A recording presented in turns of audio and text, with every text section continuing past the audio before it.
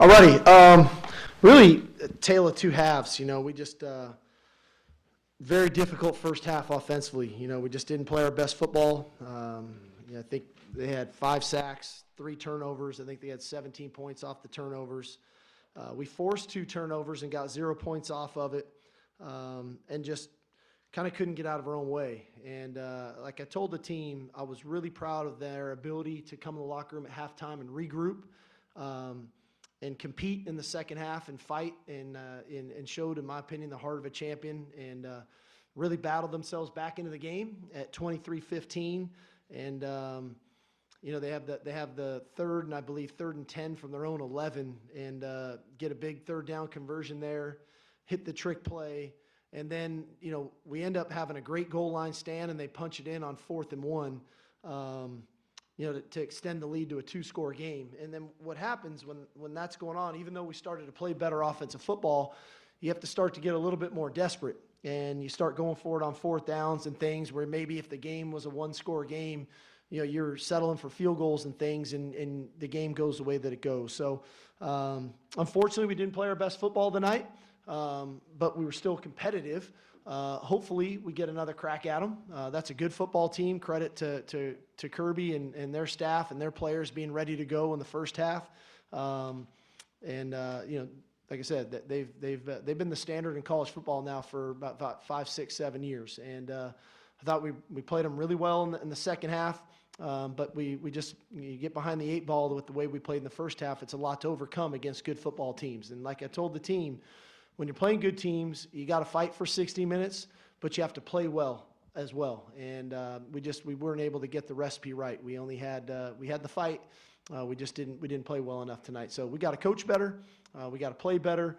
And the beauty of this format, losing a game like this doesn't kill you. Everything we want is still in front of us. The challenge for us is to be able to regroup and get ourselves back up off the mat and prepare for a Vanderbilt team next week that's going to be hungry for us coming to town, and get our momentum back going in the right direction and finish out this second phase of the season trying to get a W and kind of work ourselves back in the direction of where we want to go. Thanks, Coach. We'll go ahead and start in the front with Eric. Steve, on Monday, you talked about the ideal formula for success being able you guys to take early leads, and sometimes you got to kind of scrap the original game plan if you can't get that early lead. How much of tonight's result was kind of indicative of you guys not being able to play the way you want to, getting that early lead, and if possible, how much of the game plan was kind of the original game plan was not available to you guys because you couldn't take that lead? Yeah, I think we were trying to call stuff just to get a couple first downs to get some momentum, especially after early on. I thought early on we did some decent stuff, and then we couldn't get enough kind of positive drives to where we were converting a 3rd down and then extending it. You finished the game, I think we were 2 of 15 on 3rd down. That's not winning football. And we had some down and distances which should have been some makeable 3rd down opportunities. We were kind of living in some 3rd and mediums there for a little bit. And then when you get behind, you have to adjust, and you have to give your team the best opportunity to try to get back into the game. Not that we abandon the run, but you start throwing the ball when you're trying to come back in those situations. And they've got elite pass rushers, too. They recruit really well too, and that's when then the game gets a little bit out of flux. When it's a tighter game, you can keep some of that balance, and now edge players have to think about stopping the run and defend the pass, and we just didn't have that luxury the way that the game went. Hey, Coach, the obvious question, can you talk about the decision to bench Quinn and go with Arch? And then obviously you went back to Quinn, so kind of what your thought process was there. And then going forward, is Quinn still your guy, or is there going to be more of a competition with Arch? Yeah, my feeling was in the game was I felt Quinn was a little uneasy, and I just felt like giving him a chance to kind of step back, regroup, and I didn't know if we'd get a series or 2 with Arch, depending on how much time was remaining in the half on the clock. So we just told Quinn, we said, hey, we're going to go with Arch here, give you a chance to get into the locker room, let's regroup, and then come back out in the second half. And so that's what we did. And I felt like it was effective. I thought Quinn came out and played a much better second half and played well in the 3rd quarter. Quinn's our starting quarterback. I appreciate the fact that we're fortunate enough to have a backup like Arch that can come into the game and provide a spark in some sense. But at the end of the day, Quinn's our starter, and like I said, but I think we've got to do a better job around him. I think he would tell you he can play better, but we've got to coach better. Everybody's got to be better for our offensive football team to perform better. On your right, Coach Josh. Steve, just with the Jade Barron, the DPI, the trash gets thrown on the field, it gets picked up. Just what were you seeing and saying to the refs as that whole situation was going on? I was literally just asking the official what he saw to warrant DPI.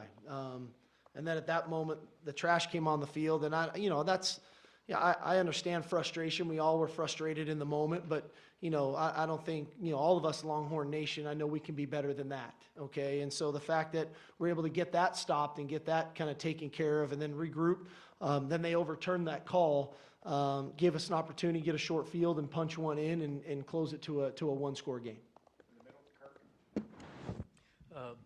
Obviously their pass rush was relentless. Did you feel like your guys got physically manhandled up front tonight? No, I think the game, the way that it went, allowed elite pass rushers to pass rush. And when you play against really good people, you want to have balance because you have to try to neutralize guys that are what we call DPRs, but those guys that are real pass rushers like that. And when you don't and you get into, you're throwing it just to try to get back into the game, and you're doing it and you're trying to go fast to preserve time on the clock, guys are going to get good rushes and guys are going to make plays on the quarterback. And so, ideally, you play with a lead, or you play and it's a one-score game into the fourth quarter, and you're not having to be as desperate as we were. But we were in desperation mode there for a little bit, and that's definitely not where you want to be against quality opponents. Coach, did they surprise you anything defensively? Were you surprised when they had some looks when you struggled so much in the first half? I wouldn't necessarily wasn't surprised. I knew they'd be prepared, and which they were. They did a nice job of disguising. I will say that. They held a lot of their two safety shells, and then when they got out of that, there were some pressure packages, and they were holding that shell even then we were going to put one high defense. But, hey, they're well coached. They made it difficult on us to find some explosive plays. We started to find some there in the second half, work in the middle of the field a little bit more. But again, hey, we knew they were a really well coached team, and they got talented players with talented coaches, and it wasn't as if they were gonna not come in here ready to go and play at a high level. So when you do that, you have to execute, and you got to execute not only physically, you got to have a great plan, and then when your opportunities come, you got to try to take advantage of them. We just missed our opportunities in the first half. I thought we took advantage of a few more in the second.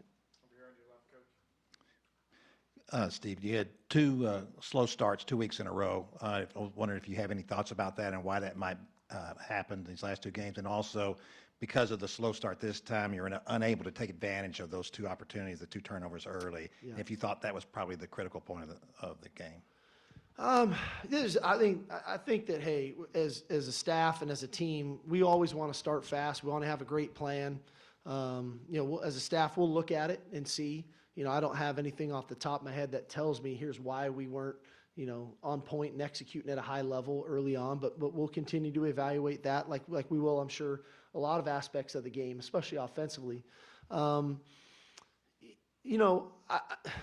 critical points, there's a few, right? I mean, how many fourth downs, that were, bang bang type plays that could have extended the game. We talked about the drive there when we cut it to 23-15, a 3rd and 10 from their own 11. How that changed kind of the game there. So there's a lot of critical moments, but I could tell you if I could do it all over again, I sure would have loved to have capitalized on at least something there early in the ball game when we weren't able to do so. Steve, why do you think you guys weren't able to get much going on the ground, and Jaden didn't get a carry tonight? Was that just a game script thing, or? Yeah, I mean, the game got out of whack. It was not intentional for Jaden not to get a carry. It just got a little out of whack in the way it was going, and nobody was getting any runs really in the first half. So we got to be better as coaches and give our guys a better opportunity to execute. And then when we get these looks where we have good looks to run the football, we got to take advantage of it. And I just don't think we did a great job of that in the first half either. So we'll reevaluate, the plan.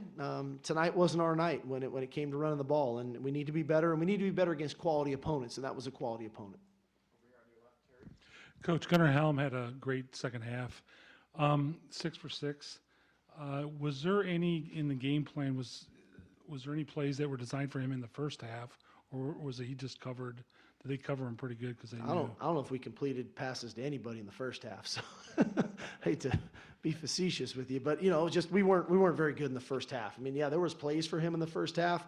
The ball just didn't find him that way. Naturally the ball found him in the second half, and that's how it goes sometimes.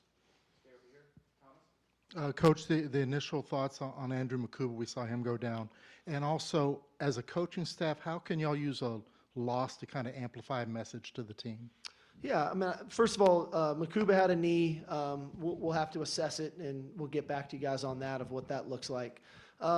Sure, there's always lessons to be learned from losses. I think that's one of the values even in life. We have failures in life, and we can learn from those failures and grow forward. And football is a lot of times is a good kind of depiction of what life can look like. And tonight wasn't our night, and for a variety of reasons. And we got to look at the tape too, and we got to look at our psyche of why that maybe have occurred. And then we got to take it and then grow from it. And the beauty of it, like I said, is everything we want is still out there for us. But we know as a team we need to play better than we did tonight, regardless of the opponent. And we are better. We are a better team than we played tonight. We just didn't do it. And so our job as a staff and our job with our leaders on our team is how do we get back to playing that style of football that we're so accustomed to. It just didn't happen for us tonight. On your far right, Coach Cedric. Hey, Steve, a couple of weeks ago you said that Quinn is better getting criticism now than a couple of years ago when he was younger. How is that going to be a benefit going into Vanderbilt after this performance? Yeah, no, I thought we saw the competitor in Quinn really come out in the second half. I'm sure he wasn't the happiest guy with me that he got taken out for a couple series. I'm sure he wanted to stay in there and try to work his way through it. I had to make a decision for what I felt was best for the team in that moment, but also best for him in that moment. And sometimes the players don't always see that. But I think, when he takes a step back and looks at it, he'll understand I was trying to do what was in the best interest of him to get him kind of recalibrated, reset to go play the second half. But I think he will acknowledge the coaching. He's definitely been coachable with us, and I think he's got a lot of good football ahead of him this season. Stay on the far right, Chip. Yeah, Steve, just following up on Quinn, can you just kind of assess what you saw from him? It seemed like he was making some uncharacteristic mistakes, holding the ball, leaving the pocket, when he normally stays in it, that kind of thing. Is there anything you've noticed about him, the last couple weeks that's different? Because normally he's really good in the big games. I just didn't think he was at his best. A lot of the things that, I've seen him do, I wasn't quite seeing, and I didn't think maybe, kind of his eyes were where they needed to be. And so that's why I felt like he just needed to kind of reset and regroup at halftime. And again, I credit Coach Milwee of kind of getting him reset. And like I said, I thought he competed his tail off in the second half. Steve, did the officials tell you why they overturned that pass interference? No, I was unaware. Yeah, that was going to be my question, but I'll follow up in a different direction. You mentioned their defensive personnel and how that causes problems, but aside from that, why do you think maybe their defensive front was so hard to handle like they were tonight, aside from just personnel? Well, I think number 13 being healthy helped him. He hadn't played there for a while, and I think he played 9 snaps last week, and then came back tonight ready to go, and he's a problem. 11 is a physical player off the edge as well, and at linebacker, and you don't have the top 1 or 2 recruiting classes in the country for 6 straight years and not have good defensive personnel. And so they've got good players, and like I said, they've got a good scheme. And when you do that, our good players and our scheme has to match or be better than theirs, and tonight it wasn't. Two last ones on your far left here, Dennis. Sark, you mentioned all your goals are in front of you still, but just the level of disappointment or concern that this is the biggest game here in arguably 60 years, the hype going into it, and you guys didn't measure up. What level of concern is there for that? Well, it was one game.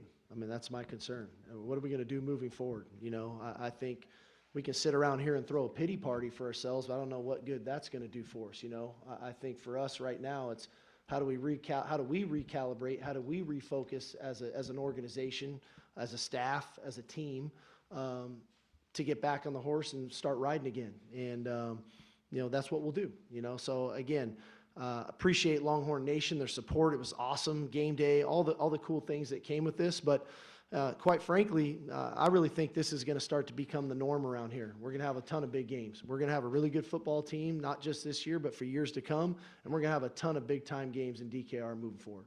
Last one in the middle, David. Hey, Steve, you mentioned Quinn's eyes not being where they need to be. Is that their pass rush doing that? And I guess following up, you're talking about recalibrating. How do you do that with an offensive line after it, you know, has a performance like tonight?